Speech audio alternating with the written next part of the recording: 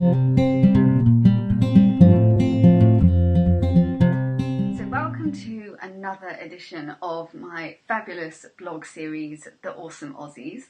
And today I have with me Krys Hansen from Practice Wellness. And she is a modern yogi, a yoga teacher, and a holistic health coach. And she's based on the Sunshine Coast.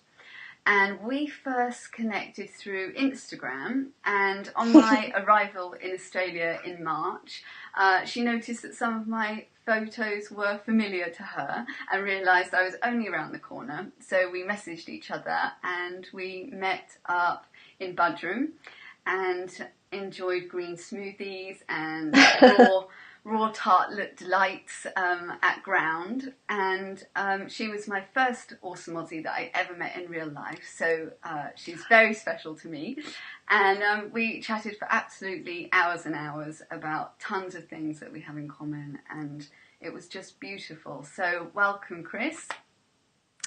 Thank you. I didn't know I was your first awesome Aussie. Yeah, That's awesome. Yeah, especially being on the Sunshine Coast, because that was kind of my first stop. So flying into Brisbane was my first bit. So yeah, definitely you were the first one. Oh, awesome. Yeah, and it was such a lovely, lovely day, and we kind of chatted about everything, about yoga, about meditation, about B-School, about tons of stuff that is going to kind of be coming up for us, or has been coming up for us since March. And this month you've got a month of compassion. So May is your month of compassion. Yeah, it's funny. I wanted to do it a little bit earlier, but it's one of those things that, you kind of mull on it for a little while, and I wanted to actually not do it in a rush because I tend to be very spontaneous in actioning ideas. So I have the idea and then I just try and action it as quick as possible and go through the shortest possible organizational route to get it done. So this one, I actually, I wanted to do it sort of about April, and I decided this on, I think it was maybe the 29th of March. So I thought, no, I'm going to actually give it a month and I'm going to really put some thought into it. And so I started reading a lot about compassion. I started rereading some books and things like that, and wrote those, came up with some of those ideas with a bit of time. My partner helped me a little bit. There was some that I wrote and he was like, no, I don't think that's that's helpful, I suppose. That's not doable in a day. Because the idea of them is, just like either an action or a thought or a practice that everyone can take just in that one day, just do that one thing. And even if you don't do all sort of 30 of them, if you're only catching like 5 of them, it still brings that awareness of connecting with other people, because that's what compassion is really about. And what started it for me is, there's this great movement going around about self-love and looking after your body and exercising and eating well and cleansing and detoxing and whole foods and raw foods and vegan and all this kind of stuff. And it's all about looking after you. Yeah.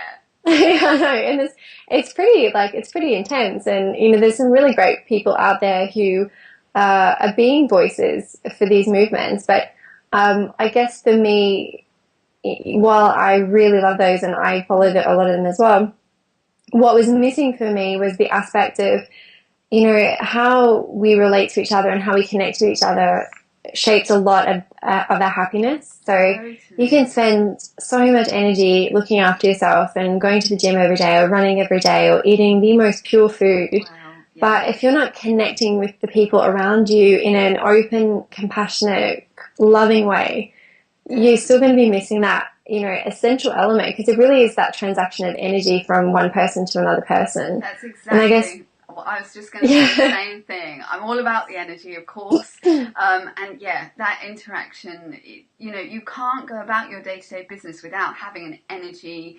exchange, an energy interaction with someone else. So absolutely spot on, really important. Yeah, and the reality is we're completely in control of what kind of energy we're exchanging or swapping with these people. So, you go to the post office and the lady behind the desk is really rude. It's your choice to just be like, oh, you guys are having a really bad day today. Like, I totally know how you feel, and break it down and just be like open, or it's your choice to be defensive and react to it in a negative way. And that leaves both of you feeling awkward and, just like that icky kind of angry energy. So I guess one of the things that I wanted to do with this is get people kind of thinking, how can I be more compassionate to others and to myself? Because you have to be compassionate and forgiving to yourself. Because once you cultivate that, it's so much easier to cultivate that open energy to others as well. Definitely. And so you've had all sorts of beautiful little prompts that have been on your Facebook page and your Twitter and Instagram. And things like, I think recently this week you had kind of leave 5 affirmations for people to find, ones that are going to kind of brighten their day. And that was one that I just loved. And although I didn't manage 5, I left a couple around the clinic, which was really nice. Yeah. Well, I mean, there was a couple in there like that one where, a lot of them, the task would have actually resulted in you directly getting that, I guess, like energy kick or energy buzz from the other person. Yeah. But that one is, you're not getting that. You're not seeing the reaction. It's complete mystery who finds it. It's a complete mystery how that affects their day. And I think that's even more exciting in a way, because you're not doing it just to get that response from the other person, which makes you feel good, like you're doing a good thing. Yeah. It's completely anonymous. You just have to like put that intention and put that beautiful little thought and release it out there, and just know that there's a potential for it to make a big difference to somebody. And I think that's kind of beautiful in its own way. And I like it because it's a little bit different and a little bit magical, and you're kind of sharing that with the world. There's always needs to be a little bit more magic in the world, I think. And that one particularly resonated with me because, I thought it was lovely, yeah. Oh, good. It's funny, the idea for that one came from, one of my favorite things to do is I used to read a lot. I don't read as much at the moment, but, reading has been a massive part of my life. And being a writer by trade as well, it's books, they have a very special place in my world. And one of my favorite things is going to secondhand bookstores, and quite often you read when someone's gifted a book to somebody and they, put these beautiful little stories or beautiful little thoughts, and I love that. It just gives me the biggest buzz because it's kind of like that little bit of love and that little moment of, I guess that joy to someone else is kind of captured, and I just love it. So that's kind of where that came from. That's so nice. And I often feel the same with old postcards, when you get them in old shops and you read, to so-and-so and what they've been doing and stuff. And it's kind of, that energy and that love encapsulated from that time. Yeah. And it's a nice reminder that, everything that we do, it does have that ripple effect. And you can sometimes get very isolated in your own bubble and thinking that it's all about you and everything that's happening is because of you. And it's sometimes a really good exercise just to daily remind yourself that it's not all about you, it's all about everybody. And, we need to be more accepting, more compassionate to each other. And I think that, it sounds really sort of airy-fairy and high level, but I do think that will make a difference. And if people just make that daily decision to be more accepting and to be more compassionate and loving towards each other, it will start to make a difference globally and sort of even just within communities or workplaces and families. You can start small. Definitely. We're all connected, we're all energy, and it's absolutely, all it takes is one positive vibration to go out, and like you say, it will touch so many other people and affect their daily lives. Exactly. That's like the leaving the affirmation that will change that person's vibration for that day, and who knows who else they will touch. So no, it's exactly incredible. So I've just loved following all your little prompts each day. Oh, thank you. Yeah, I'm glad you're enjoying it. It seems like a lot of people are really enjoying it, which has been so awesome just to know that it has inspired what I hoped it would inspire, which is just others wanting to actually be more loving in their world and with their people. So it's kind of exciting. It's really nice. But you've got tons of other stuff, exciting stuff coming up. You're doing an e-course focused on meditation. Yeah. So tell us more about that. And you've got a bit of an unusual way of funding it or starting it off. Yeah. Well, I guess, this kind of goes on a little bit from what we were just talking about, Yeah. where, it's about your community and how interact and how you are a part of your community. So the course is actually, it's called the Modern Yogi Meditation, and when it's released, it'll be an ebook, and a 5-week kind of guided course into different forms of meditation. So people can, it's not just about sitting there, and because sitting there and focusing on the breath and trying to empty the mind is really intimidating if you have never meditated before, if you're highly stressed, if your nervous system is already in hyperdrive. I mean, that would just be hell. Totally. And yeah, and I remember, I practiced yoga my whole life, but I have a type A personality, and I have a very analytical mind. And so I remember when I first started meditating in my 20s, it was really difficult for me. It just used to make me agitated. So, it would have the reverse effects that I wanted it to. And so my mother, who's a meditation teacher, she started introducing me to different kinds of meditation. And I've always really enjoyed mantra meditation. So you can either do that with japa beads or, mala beads, or you can do that with the breath as well. So it gives you something to focus on while focusing on nothing, which sounds like an oxymoron, but sometimes that little kind of tool is required to get you in that zone of actually properly calming your system down. Yeah, and I think that's why maybe sometimes to begin with, people find guided meditation a little bit easier to get their head round as well, because it's kind of that bridging the gap, as you say, focusing on something to focus on nothing is easier. It clears out all of the chatter at least, whilst you're trying to be quiet. Yeah, exactly. And the other thing is, a lot of people generally people don't listen to their bodies. So you'll find yourself and you'll get into the position, you're sitting with your legs crossed, you start to straighten up through the spine, and then all of a sudden you're like, wow, my shoulders are really sore, and oh, I've never felt that like uncomfortableness in my hips before. And so then it's like you may not be focusing on that chatter in your mind, but you start to become aware of your body and how uncomfortable you are. And so, that's also very confronting to people because they start to feel achy and they just want to shift and can't get comfortable. And so there's just lots of different things. And I guess what the course for me is about is breaking down those aspects and kind of going, it doesn't have to be complicated. And these are some different types of meditations you can try. And if you want to do meditation lying down, if that's more comfortable for you, that's great. Let's do that. Let's try that and see how it works for you. And I think people also need permission to do that. Sometimes people have in their heads like, oh, I must sit in the lotus position and I must be this and everything must be silent and, and actually they need someone to go, do you know what, it's okay, you can do it this way. It doesn't have to be X, Y, and Z, and different things do suit different people. It's like different ways of learning. Some people are visual, some people are sound. It is the same with meditation. Yeah, exactly. And I guess for me, it's like, I don't meditate the same way. In winter, sometimes I like to just sit in bed with the doona on and a scarf around my neck. And that's what I do. And then other days, it'll be in the middle of the day and I'll go outside and sit in a park and enjoy the sunshine, enjoy the fresh air. And, it's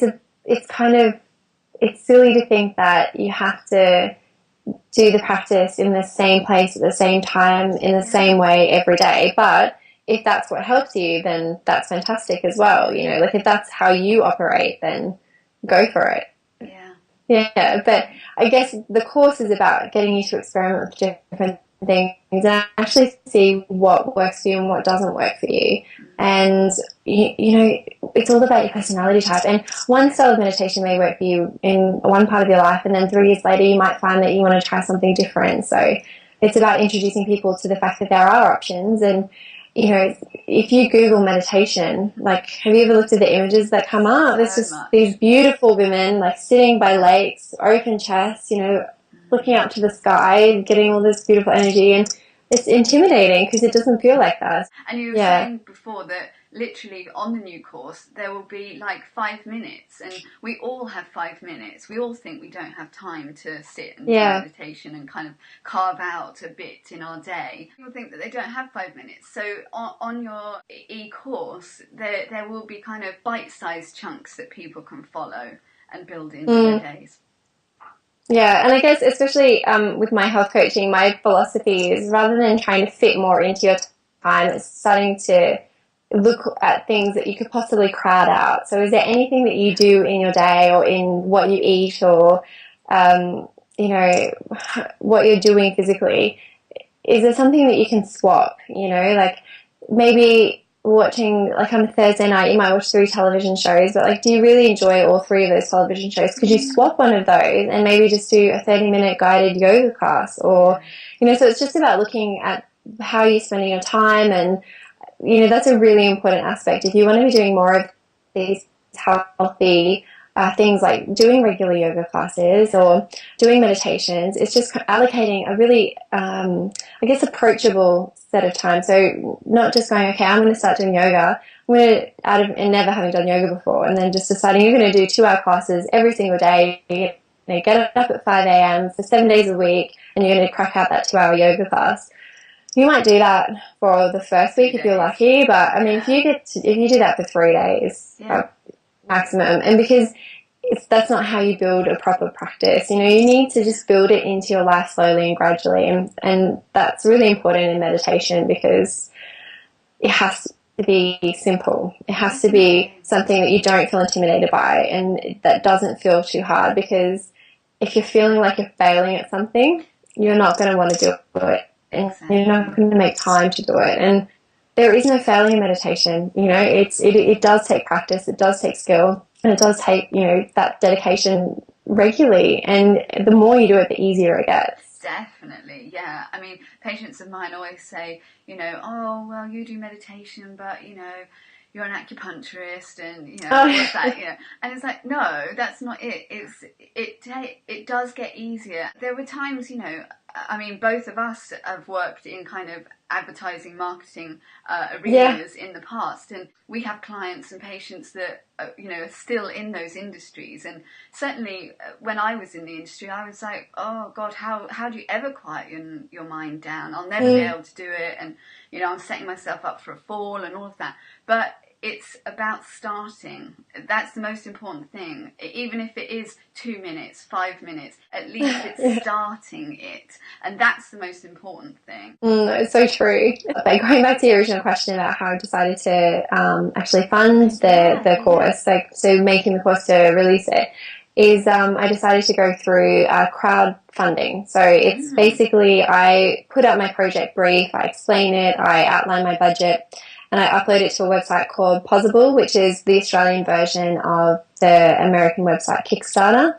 It means anybody in the world can go and say, yes, I want to be a part of this project, and they can take a pledge of a differing amount. So I think my first pledge is $5, and it builds all the way up to I think it's like $150, where you get the course delivered to you, as well as mala beads. And it's kind of exciting, and it's only been running for 7 days. So I've already got 7 pledges, which is fantastic. And yeah. And another also, 20 days of... Yeah, and it's one of those things that snowballs as well. Once one person's pledged and they go and tell their friends that they did it, and they go, wow, what a cool idea. Because certainly I'd never heard of either Kickstarter or the Australian version. And it sounds like an incredible way of, again, bringing everyone together that has kind of similar goals or kind of outlooks. People who are going to invest in the program want to be a part of it. They want to obviously be a part of it in terms of getting the course, having the course itself, but actually also being a part of bringing that into the world, as a bigger thing. Yeah, it's an amazing way to find, like, there's so many great ideas on there, and so many great companies have got their first sort of leg up through those crowdfunding, and it's just awesome because it gives people with amazing ideas the ability to actually start a company without having that humongous debt hanging over them, because you can go to banks and you can do the traditional thing, but then you're starting a business in debt. It can be really stressful, and sometimes you've got an incredible idea and in your gut that it's going to be amazing, but you have to then convince other people that it's going to be amazing. And sometimes the people with the money are not that easily convinced, whereas the people who are going to buy that product, so you know, us, you and me as consumers, we're like, yes, we want that. Yes, we do want that in a marketplace. And it's just an amazing opportunity for, and like I said earlier, it's like creating that community and actually implementing that change through community. So people are being a part of someone else's success and being a part of someone else being able to, you know, release that idea and that amazing, whether it be a film, a book, a course, or music, or something like that out into the world. And it's pretty awesome, I think. No, it's incredible. And, well, you know, exactly that. You know, we kind of purchase great books and great courses and CDs and stuff, you know, through our normal channels. But actually to be a part of the process is a much kind of more powerful thing. And again, going back to what we were saying about compassion and putting out the different energy and vibration into the world, what kind of stronger energy can you put out saying, yes, we want to bring this into fruition and help someone else to bring it into fruition? So we're kind of getting the goodness for ourselves, because obviously getting something like your course will enhance, you know, the person's life, but it's a much, much bigger thing as well. Yeah, it's so true. It's brilliant. So you mentioned before that obviously your mum was a meditation teacher, and is that kind of how you've got to where you are today in terms of kind of how you grew up with yoga, meditation in your day-to-day life? Yeah, it really is. You know, I have a very close relationship with my mum. I love her to pieces, and growing up, you know, even when I was a little toddler, like she would just get up every morning and do her sun salutations, and she would always do like yoga videos. And this is back in like the 80s, and she's been doing yoga since she was, I don't know, probably younger than me. So maybe in the 70s or 60s and 70s. And when it was a really like strange thing to do, you know, like she was doing it when it was very odd. And a lot of the textbooks were still, you know, in Sanskrit or Indian. And so, you know, it was such a new thing to come to the Western society at that time, and she really loved it. And so she started doing her sun salutations every morning, and she'd do her meditations every morning. And, you know, just being a kid, it's like you don't leave your parents alone. So, you know, we used to follow my mum while she was doing it, and I started kind of mimicking her when I was a little bit older. Brilliant. And and then when I was a teenager, you know, I have a very as I said before, I have a very analytical mind. Like my mind is always going, and I'm also an incredibly sensitive and empathetic person. So as a teenager, that's when you're most, you as a person and your energies and your personality is at its most kind of unleashed, you know, like you don't have the wisdom of experience or anything like that to know when is a good time to react to something and when it's not a good time to react to something. And especially when you're sensitive as well, you feel everything, you know, it is like cute and big and So meditation for me was a way that my mum could kind of help me to not take everything on so much and not think that everything was going to have a bigger effect in my life than it actually was. Yeah. And, you know, I remember like being 17 and like doing chakra meditations where I'd be like laying on the floor with like crystals like along the parts of my body for the chakras and things like that. And that was a very normal thing for me as a teenager. And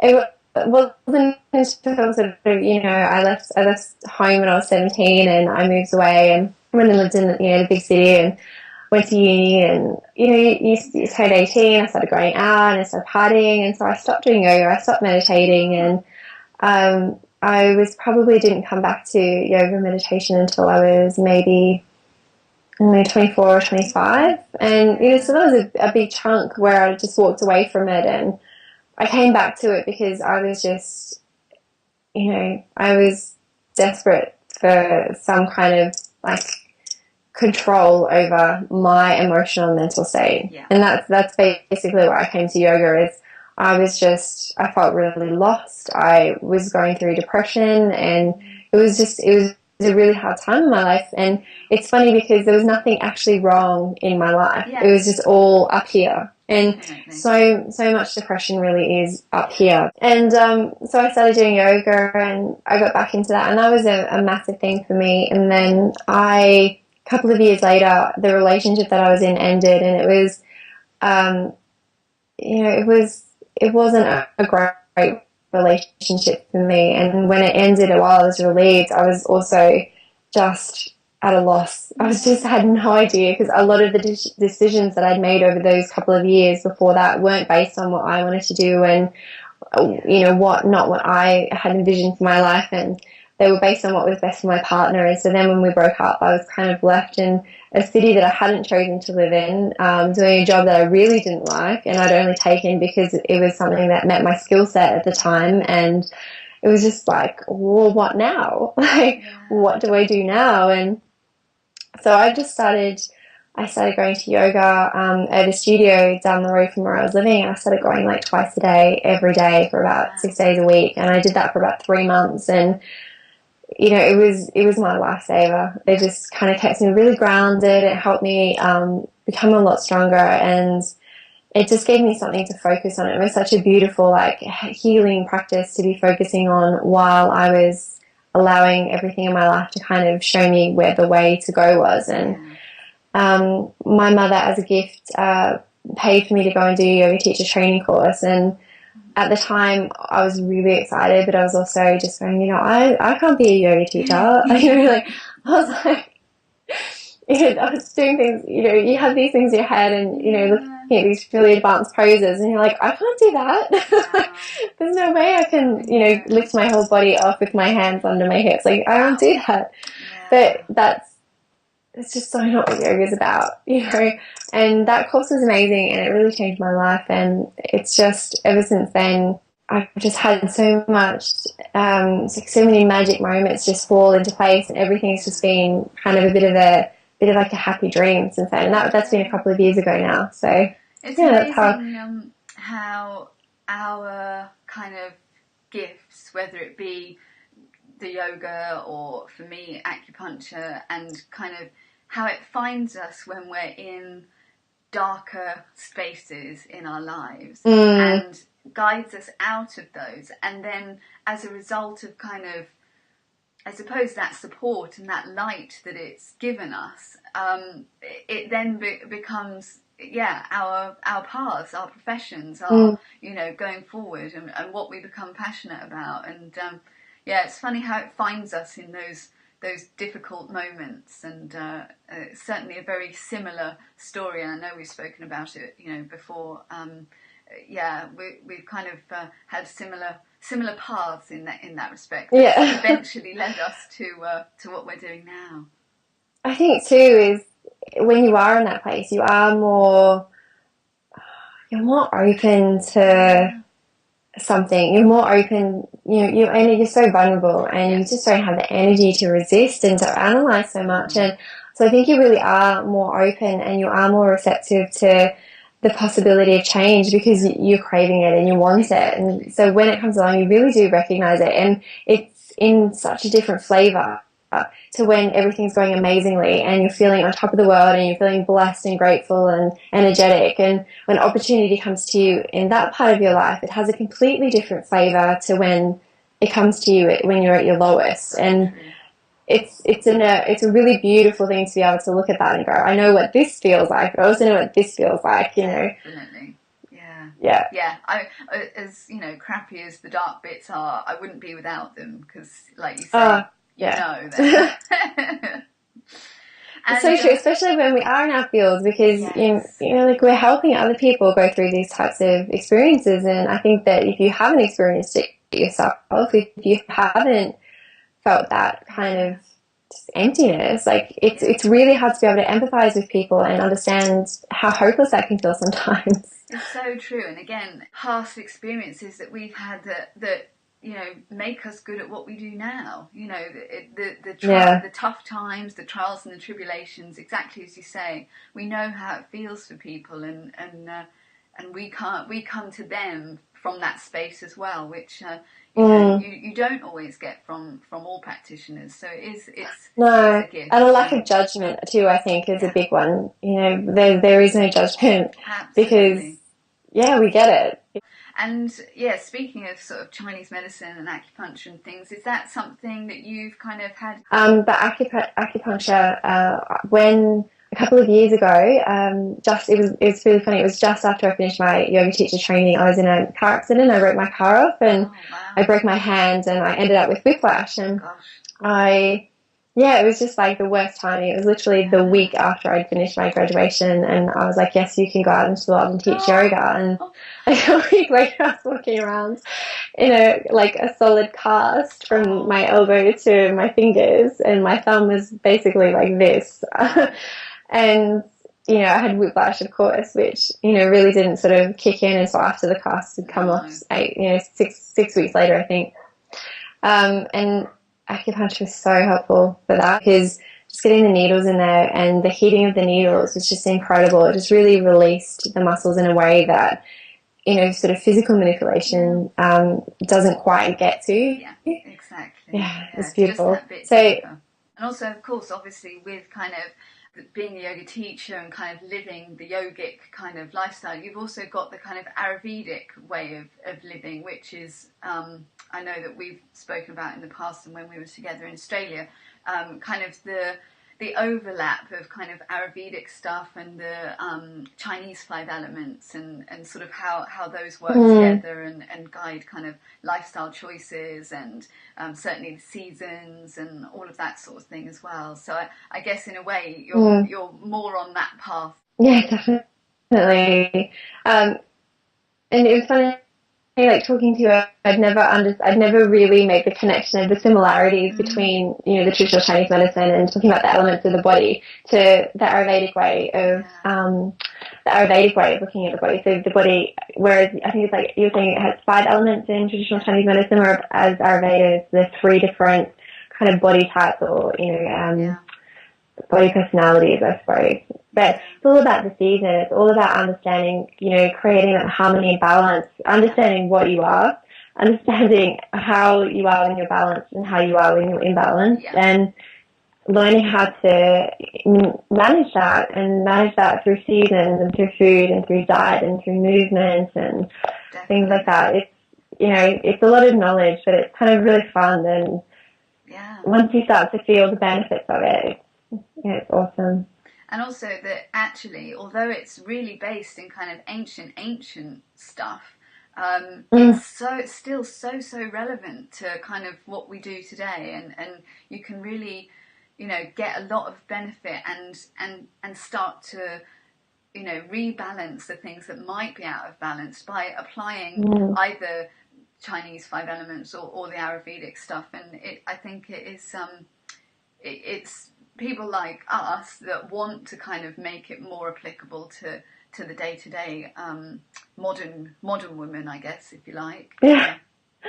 It's true, and I think especially now is, how much do we really relate to the seasons? As soon as it's like we were talking earlier, it's starting to get cold here in Queensland, which as a Queensland girl, I'm not used to that. I'm not used to feeling the cold. And so you do want to shut it up and rug up and put the heating on and just pretend like it's not happening. But at the same time, you have to understand, and in Ayurveda, it's like it starts to get cold. You need to start creating that fire within your body, because that natural fire in your body that just burns actively during the summer and the warmer months, it needs a bit of help when it gets cold, and, your body's more likely to get congested and sluggish, and to be aware of that and know how to kind of stoke that and encourage your body to be its best despite the cold. Yeah, and be the best in that season. Summer, raw food, great. Yeah. Winter, no. No.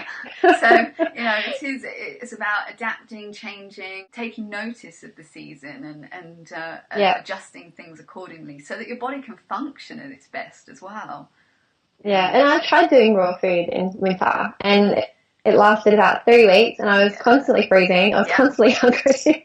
And I was just like, this just isn't working. My body is just like the digestion in doesn't denial. like it either. Yeah. It's just like, oh, what is this? Yeah. Yeah. As you say, you've got to add that heat in, because the digestive system needs the heat to be able to process it. So yeah, it's important. Yeah. It is. It's so important. And I still have raw foods, in winter. It's like tonight I made this beautiful soup, and we, we grow our own sprouts. And so at the end, serve the soup up, and then we just grab a massive handful of sprouts and put that in the soup. And so you still have that raw element, but, you still need that, you still need that heating kind of like grounding food with the spices and the warmth and the root vegetables, and because that's what your body needs in winter. Yeah, definitely, yeah. All about balance. Exactly.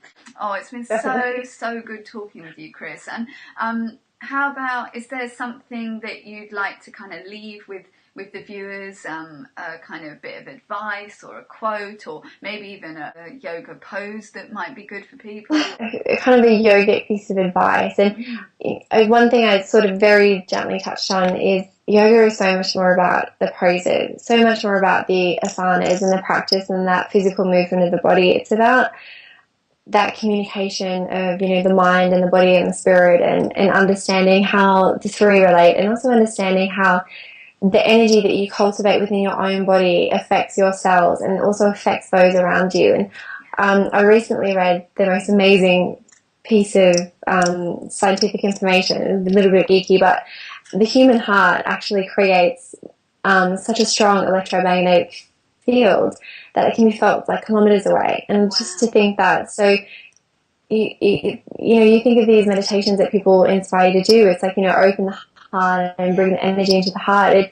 That heart and your energy in this area literally creates like this ebbing electromagnetic field. And that's why it is so important to just be at peace with yourself and to just love yourself through any faults and through any, anything that you think makes you less of a person. You just have to let it go, because life really is too short to be stressing about that stuff, especially if you can't change it. Because if you have a choice to wake up and say, you know what, my body is amazing and today is beautiful and I can't believe that I'm lucky enough to go out there and do something amazing today. Or you can wake up and give yourself that negative thought. You have to remember that everything that's happening around you is being affected and touched by that electromagnetic field. So true. Yeah. Yeah. As ever, everything is energy. my favourite word.